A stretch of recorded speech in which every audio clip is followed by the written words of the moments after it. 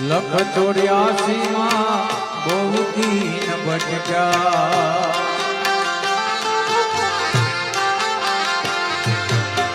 ઘડી ઘડી પશુ તારો લખ 84 માં